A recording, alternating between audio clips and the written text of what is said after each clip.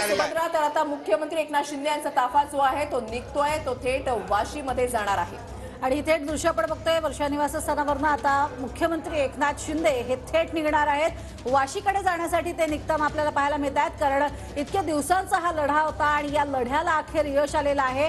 मात्र या लढ्याला यश येत असताना मुख्यमंत्री एकनाथ शिंदे यांची सुद्धा भूमिका तितकीच महत्त्वाची। नक्कीच मुख्यमंत्री एकनाथ शिंदे यांनी अंतरवाली सराटीमध्ये जात मनोज जरांगे पाटील यांची भेट घेतलेली होती। ज्या वेळेला मनोज जरांगे पाटील यांचं उपोषण जे आहे ते सुरू होतं, आपण आता आमरण उपोषण करणार हे ज्या वेळेला जरांगे पाटील यांनी जाहीर केलेलं होतं आणि त्यावेळेला मुख्यमंत्री एकनाथ शिंदे हे स्वतः अंतरवाली सराटीमध्ये गेलेले होते आणि विचार जो आहे तो मागण्यांचा त्याच्यावर काम जे आहे ते सुरू झालेलं आहे अशी माहिती मुख्यमंत्री एकनाथ शिंदे यांच्याकडून देण्यात आलेली होती। आणि मुख्यमंत्र्यांनी जरांगे पाटलांना उपोषण मागे घ्यायला सांगितलेलं होतं, त्याला प्रतिसाद सुद्धा मनोज जरांगे पाटील यांनी दिलेला होता।